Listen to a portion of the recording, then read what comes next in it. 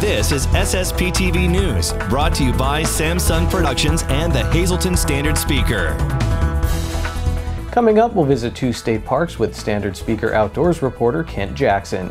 That and more next. Happy Independence Day, everyone. I'm Ken Kara. I thank you for watching today, and here's your local information.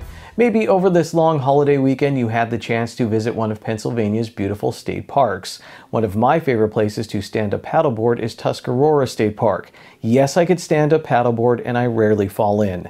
In today's news feature, Kent Jackson is with us and he has a little history lesson about Tuscarora and Locust Lake State Parks.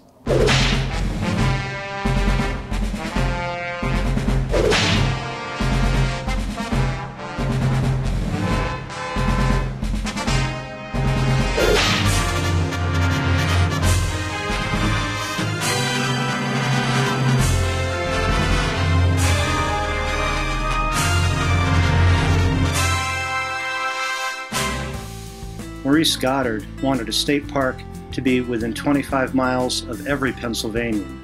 In Schuylkill County, he doubled up by developing 2 parks 6 miles apart while serving as the director of Pennsylvania's state parks. Tuscarora State Park opened in 1971 and Locust Lake State Park in 1972. Tuscarora is larger, with more land for trails and a larger lake for swimming and boating. Locust Lake offers hiking, boating, and swimming on a smaller scale, but something that Tuscarora lacks: campsites. Speaking at the dedication of Tuscarora on June 26, 1971, Goddard said people could see the benefits of their tax money at work in the park, and he described it as a place to spend the leisure time that Americans were gaining more of. Young people, he said, can enjoy it for many years to come. The park now has passed its 50-year anniversary, which went uncelebrated last year because of COVID-19 dampening public gatherings. The pandemic reinforced the value, however, of our public parks, forests, trails, and waterways. Visits to parks and other outdoor recreation areas rose during the past 2 years. People cooped up in apartments and homes after many of the restaurants, theaters, and arenas where they used to gather closed, welcomed a chance to move around and change their scenery. By June 10th this year, when the 50th anniversary of Locust Lake arrived, a party was in order. Friends of the park organized games, music, and sessions with a NASA scientist, a children's author, and an astronomy club. 50 years ago, people paid to fish at Locust Lake. A quartet of brothers then owned the land and built the lake, as well as a clubhouse for their private fishing business, until the state took their property for a price that was settled on $895,000 in court. State bond issues in 1964 of $70 million and in 1967 of $500 million helped to pay for and develop parks like Locust Lake and Tuscarora. At Tuscarora, plans for a dam was made through the U.S. Soil and Water Conservation Commission back after a 1955 flood, but a lack of money to develop sewer and water systems stalled the opening of Tuscarora for many years.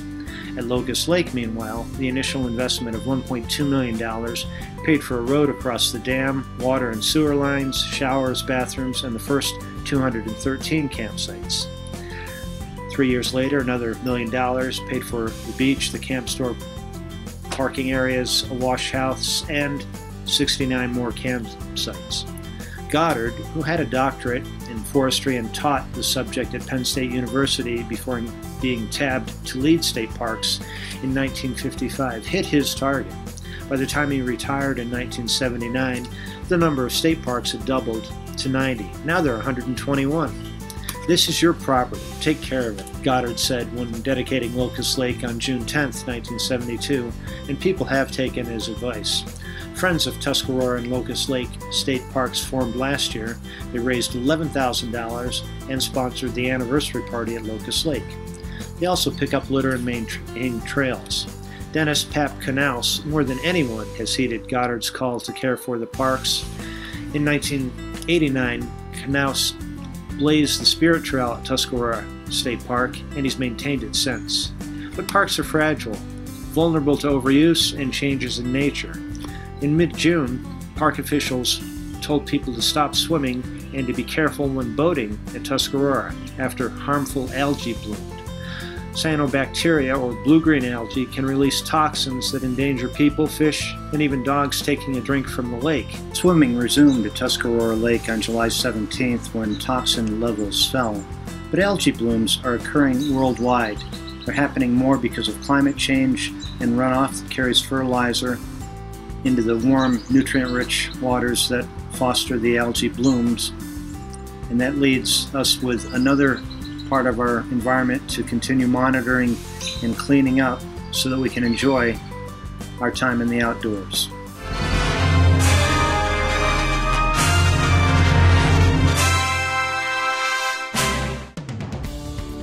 Today's news feature is brought to you by Lehigh Valley Hospital, Hazleton. Remember, in an emergency, our emergency room is the safest place to be. Time now for weather on SSPTV News. Here's our forecast from the National Weather Service. On Monday night, partly cloudy with a low around 61 degrees. On Tuesday, a chance of showers and thunderstorms after 2 p.m. It will be partly sunny with a high near 77 degrees, and we have a 40% chance of precipitation. On Tuesday night, a chance of showers and thunderstorms before 8 p.m., then a chance of showers between 8 p.m. and 2 a.m. It'll be mostly cloudy with a low around 62 degrees. We have a 40% chance of precipitation. On Wednesday, a chance of showers. It'll be partly sunny with a high near 76 degrees. We have a 40% chance of precipitation. On Wednesday night, a 40% chance of showers. It'll be mostly cloudy with a low around 59 degrees. On Thursday, a 40% chance of showers and thunderstorms. It will be partly sunny with a high near 75 degrees. And on Thursday night, we have a chance of showers overnight and we'll have a low near 60 degrees. 3 local softball players have been named to this year's Pennsylvania High School Softball Coaches Association All-State team.